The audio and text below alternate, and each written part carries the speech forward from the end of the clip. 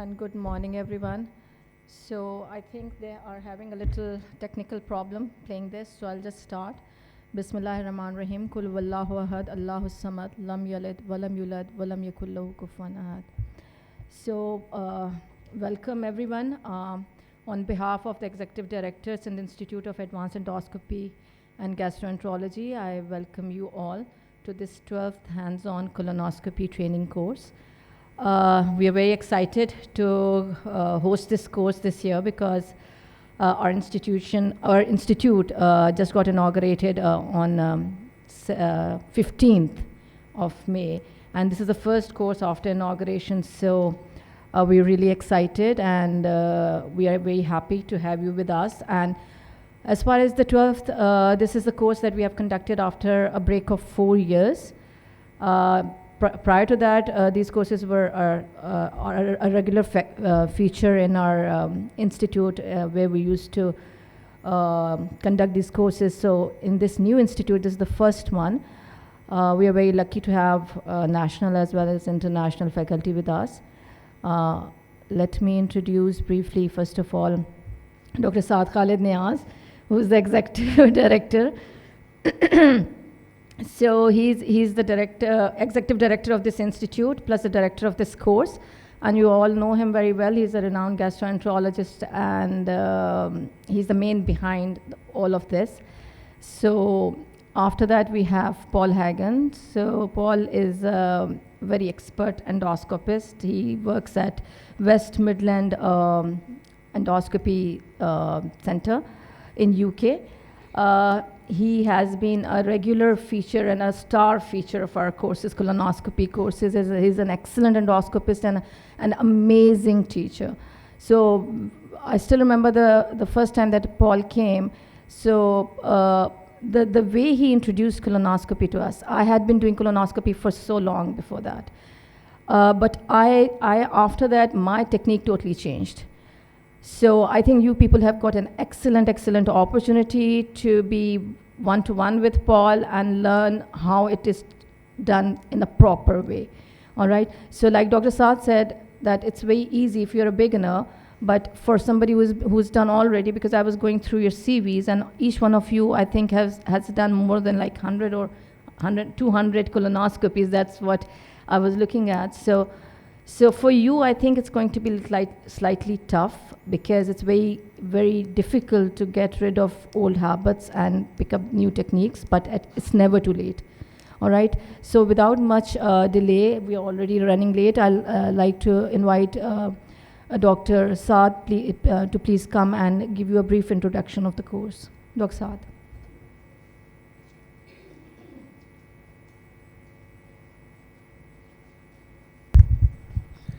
Bismillahir Rahmanir Rahim. Thank you, Sajda. Yeah, it's almost a 4-year break, which is, we were just driving to the hospital, and Paul said, it's like starting afresh, because we were so used to it. We were doing 2 courses a year. So it was like, it was literally, we didn't even have to think what we were going to do. It became a system. But this break is obviously, so you are here in our new setup, which was inaugurated only, Monday. This is a new institute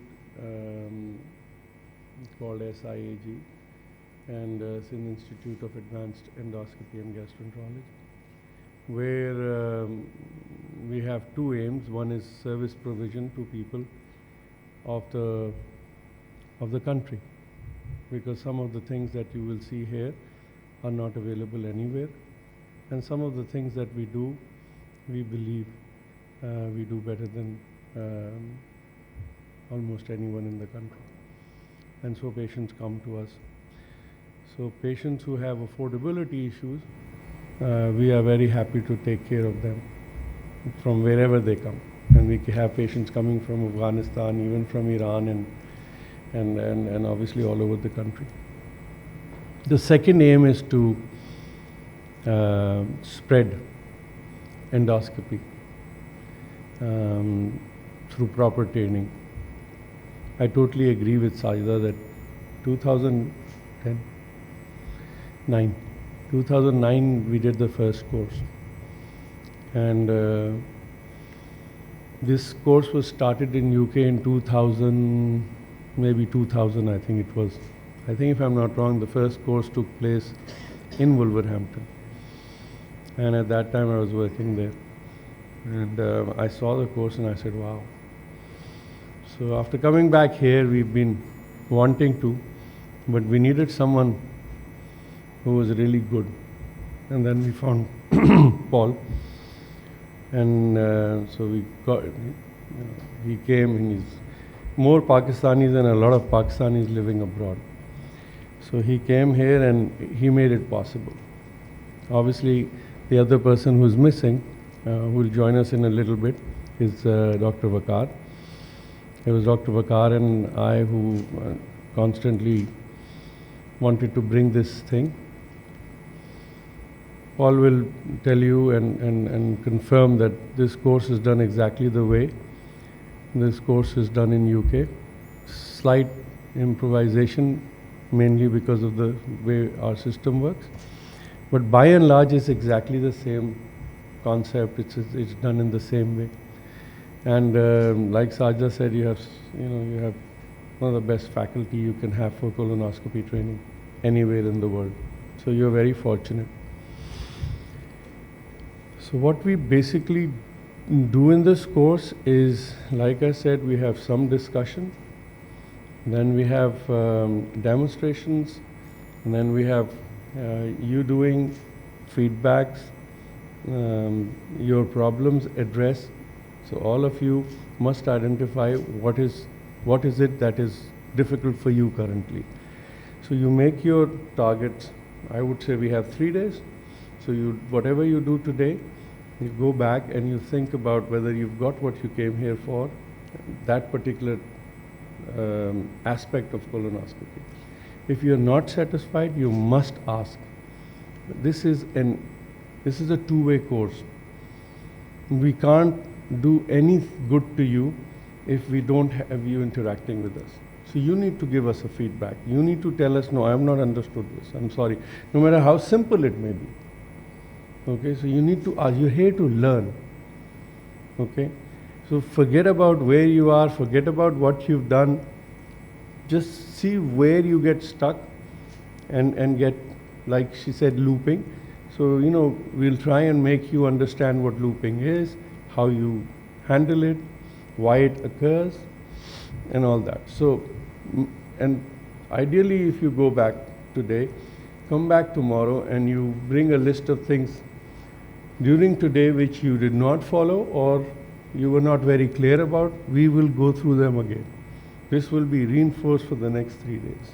That's how the course is run.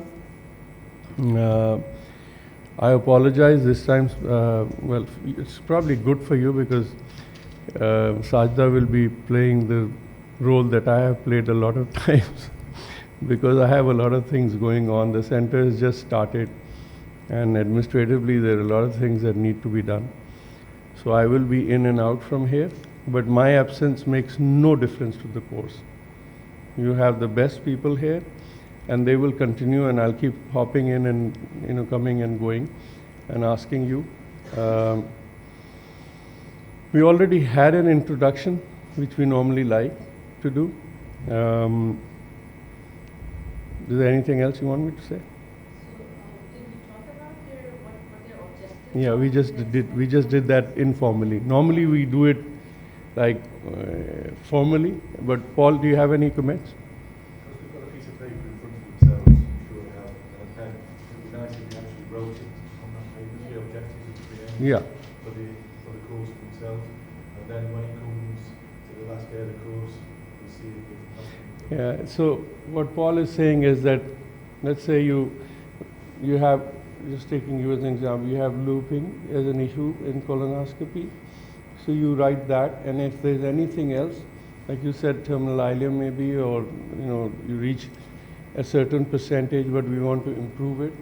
So you need to write down the problems you have, and then on the third day, we'll go through those problems and tick them hoping that we have actually addressed them and you are better at that, right? So hands-on course here is not like you have seen before, let me assure you. The concept of hands-on with 15 people or 10 people standing and one person doing and the other person holding and doing is not what this course is about. This course is about the 4th or 5th who's coming. Just our focus is going to be just the 5. We have some observers who will observe and learn. Like Sajda said, I'd been doing colonoscopies for 20 years before this course started, almost, well, 18 years. And I look forward to the course. It's, yes, I mean, maybe I don't learn anything new, but my techniques are reinforced. Every time I do a course, he wakes me up, you know, because over a period of time you kind of go and you become slow and you start doing things, and sometimes you may be a little slack at certain things, but this course reminds you. So this is not just for you. I don't know about this man sitting there, but I learn. Every time from the course, from your questions, we all learn. Okay? So we are all here to learn. And the day you think you don't need to learn is the day you start playing golf or football or whatever you like. So we have 2 rooms now, so maybe things will be slightly different. One will be transmitted. So while the person is being trained on live patients, the rest of you can see what is being done. And you will always have one faculty here explaining to you what is being done. So hands-on you will get between about 4 colonoscopies each with 3 different faculties or 2 sometimes. But you will get about another 16 to see while you're being trained. We also have mannequins where we will try and teach some of the concepts. And so it's actually proper hands-on course. And that's why you're only 5. And that's why we only select mostly one from each province. Okay? And so as the course goes on, you will learn. So I don't think there's anything, we don't have breaks. So it's working breaks mostly. Lunch you probably will have because lunch is prayer break as well. And housekeeping announcements, when are you planning the course dinner? No, second last day, so Friday, tomorrow. So course dinner will be tomorrow. We'll tell you today where it is. Boss will decide. Okay, I don't think there's anything else I have to say. I have completely forgotten. No, so we'll start the thing, right? So,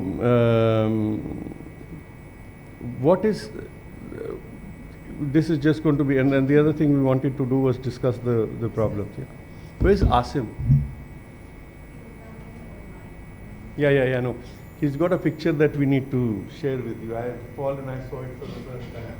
You have also not seen it. Over to Paul. Because everything moves when you get up. Even the floor.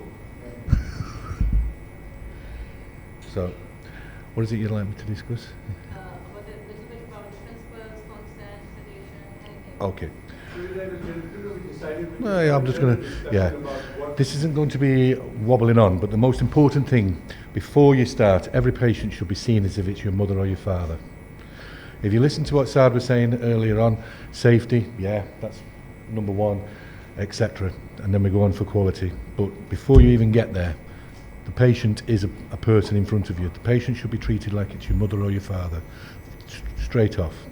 So complete respect and complete understanding. Would you like your mother or your father to be in discomfort? No? Right. So if that's the case, why do you allow your patient to be in discomfort? Now, I'll calm down because I get excited. And I assure you, your Japanese is worse than my Urdu. Right? And why I'm saying that is that when I get excited, I speak very quickly. And when I speak very quickly, you don't understand me. And then I see this blank face. So if I get the blank face, I'll go, do you understand me? Don't say yes, say no. Because then I'll repeat it. I have got no problem repeating it. I've got no problem about going over it again. And that's the same here with any other faculty. They will repeat it, they will go over it. They're not here to treat you as if you are silly or stupid. No question will be old to us. Every question you ask will be asked. May have a similar principle to every question that we get asked, but it's new to you, therefore it's new to us. It's personal to you, so we want to actually answer it. So with the basics out of the way, patient is at the centre of everything that we do. So when we look at a patient,